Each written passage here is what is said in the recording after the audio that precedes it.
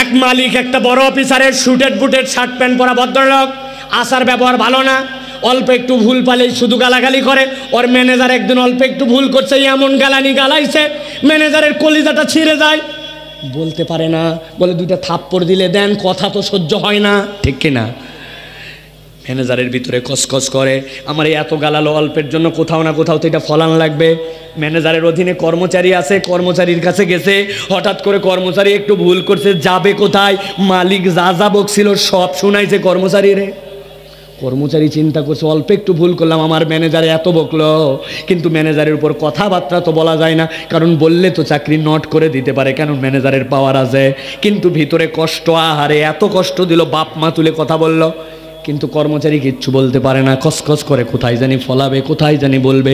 হঠাৎ করে অফিস ছুটি হয়েছে, বেরিয়ে যাবে, যাওয়ার সময় দেখে অফিসের সামনে দারোয়ানটা বসে আছে, দাঁড়ায় থাকার কথা, যাবে কোথায়? বেটা দাঁড়ানোর কথা, বসলি কেন? কর্মচারী ম্যানেজার যা যা ঝাড়ি খাইছিল সব ঝাড়ছে ওই সাথে সাথে ওই দারোয়ানের উপরে। দারোয়ান চিন্তা করছে, প্রত্যেক দিনই যায় অফিসার, এত তো আমারে ঝাড়ি ঝুড়ি দেয় না, আজকে অল্প একটু কথার কারণে এত ঝাড়ি দিল। বাপ রে বাপ, এত কথা মানুষ বলে, সামান্য একটু বসে থাকলাম তাই, এইটার রাগ কোথাও না কোথাও ঝাড়া লাগবে। ডানে বামে তাকায় দেখে ওর থেকে নিচে কোনো পদের লোকই নাই, বলবে কারে? চলে গেছে বাড়িতে, এশার নামাজের পর খাইতে বসছে, এক গ্লাস ভাত দিছে, আল্লাহর কি কাম, ভাতের সাথে তরকারি যেই মুখে দিছে, একটা আস্ত মরিচ দিছিল বউ স্বাদ বাড়ানোর জন্য, ওইটা পড়ছে গালের তলে, কারেন্ট ঝাল, বুঝছেন তো? মাথা পর্যন্ত গরম হয়ে গেছে। এখন দোষ তো ওর, কিন্তু বউরে ডাক দিছে, এই বেকুবের বাচ্চা বেকুব, কি রান্না করিস? বলে আমার কি দোষ? কয় আবার মুখে মুখে কথা বলিস, তুই খারাপ, তোর বাপ খারাপ, বংশ খারাপ, বেশি কথা বললে কিন্তু। কিন্তু কি? এই যে বুঝে ফেলছে এলাকার লোক, হাতে হিবাত পাওয়ার আছে বেটার, এক তালাক, তুই তালাক, তুই তালাক, তোর বংশ তালাক, বাপ তালাক। স্বামীর কথা শুনছে, কসকস করে ভিতরে, এত কষ্ট করি আমারে, তারপরে এরকম বকলো, কোথাও না কোথাও তো ঝাড়া লাগবে। আল্লাহর কি কাজ, বাড়িতে ওর বেটাটা একটু লেট করে ঢুকছে, সন্ধ্যার পরে আসতে দেরি করছে, আর যাবে কোথায়? মা বলছে তুই খারাপ, তোর বাপও খারাপ। এক কথা দুই কথা, হাতের কাছে লাঠি ছিল, দিছে কয়েকটা ধোলাই। ছেলে চিন্তা করছে, প্রতিদিনই কম বেশি দেরি করে আসি, আজকে এত মায়ের দিল আমারে, বাড়িতে দেরি করে আসার জন্য এত কথা শোনালো, যা বাড়িতেই থাকলাম না। বাড়ির থেকে গজ গজ করে রাগ করতে করতে বের হয়ে গেছে।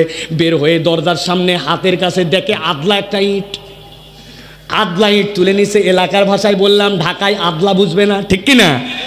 আদলা একটা ইট তুলে নিছে, হাতের মধ্যে নিয়ে, মাথার মধ্যে তো গরম, মা এত বকা বকছে, ডানে বামে তাকাচ্ছে। হঠাৎ করে দেখে সামনে রাস্তা, রাস্তার ওই পাশ দিয়ে লেজ ডাউন দিয়ে একটা কুত্তা হেঁটে যায়।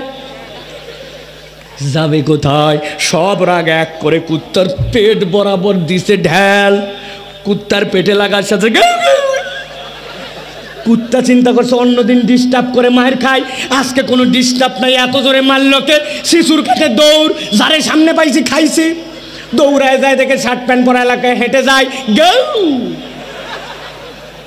লোকজন আসে পিটায়া পাটায়া, কুত্তারে ছুটাতে পারে না, অন্যদিন কামড় দিয়ে ছুটায় দেয়, কিন্তু এখন তো ছাড়তে চায় না। লোকজন জিজ্ঞাসা করতেছে, ভাই আপনারে চিনলাম না, পরিচয় কি?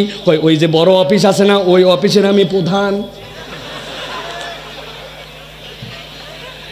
অনেক সময় হিসাব মিলে যায়, কিন্তু বুঝি না। কিন্তু আবার এমনও অবস্থা আছে, সব হিসাব দুনিয়ায় মিলে না, ঠিক না?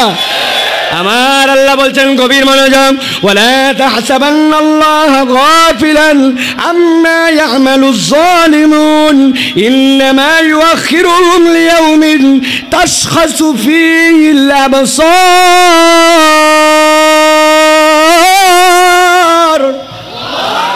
আমার আল্লাহ বলছেন, যেই হিসাব মিলে না, ওই হিসাবটা মিলায় নাও। আল্লাহ বলছেন, কিয়ামতের দিনে সবাই একরকম করে উঠবো না। যারা দুনিয়ার বুকে জুলুম করবে, অত্যাচার করবে, দুনিয়ার বুকে বান্দার হক নষ্ট করবে, ইচ্ছা মতো জালেমদের কাতারে নিজের নাম লিখে নিবে, আর বিরাট পাওয়ার থাকার কারণে বুঝবে কেউ কিছু আমারে বলতে পারে না। আল্লাহ বলছেন, কিয়ামতের দিনে ওই লোকরে যখন আমার সামনে উঠাবো, আমি আল্লাহ তার চোখ দুটা বিস্ফোরিত করে দিব। চোখগুলা বিস্ফোরিত, লোকজন দেখে বলবে আরে এই লোক না ভালো মনে করছিলাম, এই লোক নিশ্চয় জালেম। আল্লাহ তো কোরআনে বলছে ওর চোখ বিস্ফোরিত।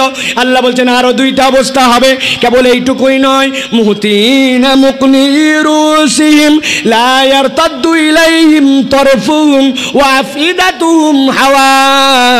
আল্লাহ বলছেন সাথে সাথে আল্লাহর একদল ফেরেশতা আছে, তার ঘাড়ের মধ্যে একটা বাড়ি দিবে, দেওয়ার সাথে সাথে মাথাটা উপর দিকে হয়ে যাবে। লা ইয়ারতাদ্দু ইলাইহিম তারফুহুম, ডানে বামে আর তার মাথা ঘুরবে না।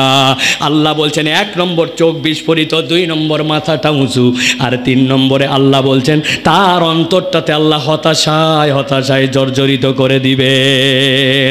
চিৎকার করে বলেন নাউজুবিল্লাহ। মাথা উপর দিকে, ঘাড় ঘোরে নাই দুইটা, তাও বানা যায়, কিন্তু আফিদাতুহুম হাওয়া মানে কি?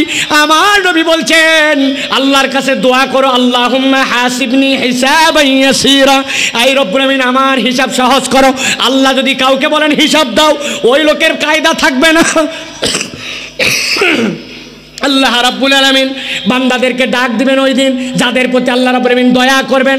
এই বান্দায় অপরাধ করছিলি, হ্যাঁ এইটা করছিলে, এইটা করছিলে, এইটা আল্লাহ অপরাধ করেছিলাম। আল্লাহ বলবেন আমি সাত্তারুল উয়ুব, আমি গফফারুজ যুনুব, আমি তোর অপরাধগুলো গোপন রাখছিলাম। এর মধ্যে বান্দার হক নষ্ট করার অপরাধ নাই, শিরিকের অপরাধ নাই, তোর গোপন দোষগুলা গোপন রেখে আমি রাহিম নামের ওসিলায় আজকে তোরে মাফ করে দিলাম।